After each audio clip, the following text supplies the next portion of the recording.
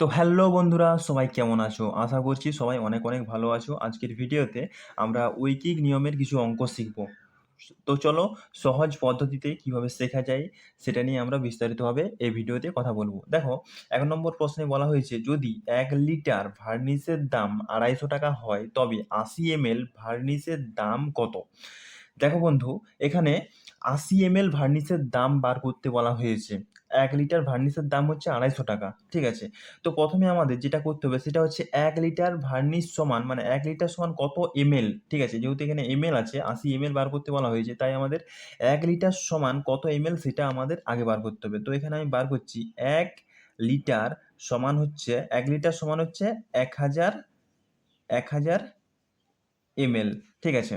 এবারে দেখো, এই ১০০০ ml এর মধ্যে প্রথমে আমাদের ১ ml এর দাম বার করতে হবে, তবে আমরা ৮০ ml এর দাম বার করতে পারবো। তো ১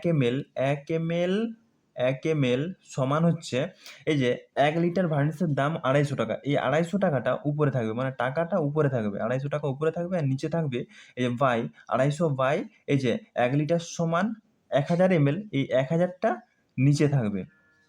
এবার আমরা কাটাকুটি করব। ২ দিয়ে কাটাকুটি যাবে, কিন্তু ২ দিয়ে কাটাকুটি করলে অনেকটা বড় হয়ে যাবে, তাই আমি একবারে কাটাকুটি করছি। একবারে কি করে করছি বলে দিচ্ছি। এই যে ২৫০, ১ কে ২৫০, ২৫০ ৪ এ ১০০০ হয়ে গেল। তো আমাদের উত্তরটা কত হচ্ছে ১/৪। যদি ১ উপরে থাকে, ঠিক আছে, ১ এর তাহলে ভ্যালু আছে, আর যদি ১ নিচে থাকে তাহলে কোনো ভ্যালু নাই।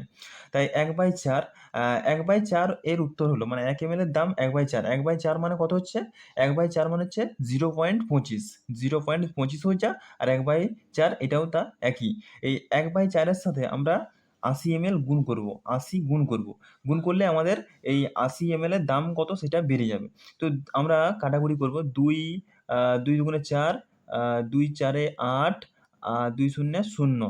আবার ২ দিয়ে যাবে। ২ একে ২, ২ ২০ ৪০।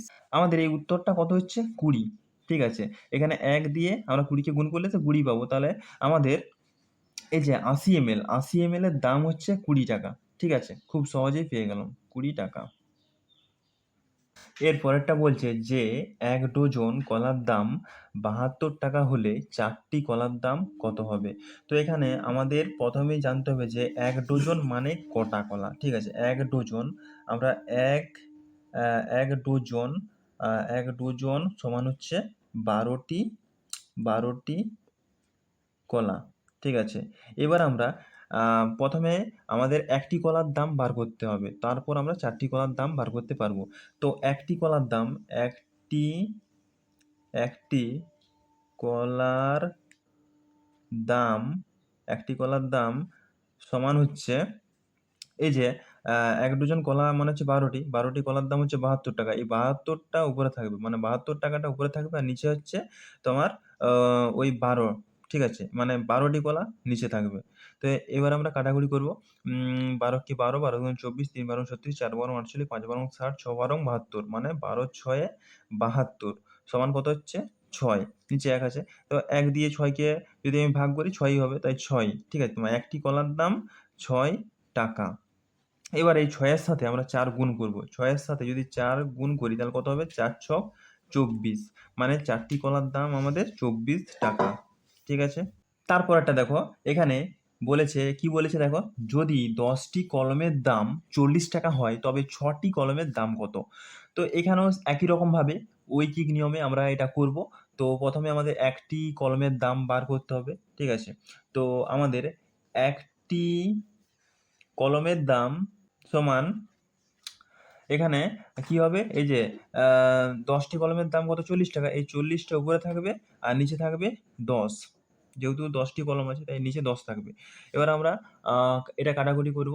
১০ ৪ এ ৪০ হয়ে গেল। তাহলে উত্তর কত? ৪। ৪, তাহলে একটি কলমের দাম হচ্ছে ৪ টাকা। তবে ৬টি কলমের দাম কত? এই ৪ এর সাথে আমরা ৬ গুণ করে দেব। ৪ ছক কত? ২৪। ঠিক আছে, ৪ ছক ২৪। তো আমাদের এখানে ২৪ উত্তর হয়ে যাবে। মানে ৬টি কলমের দাম ২৪ টাকা।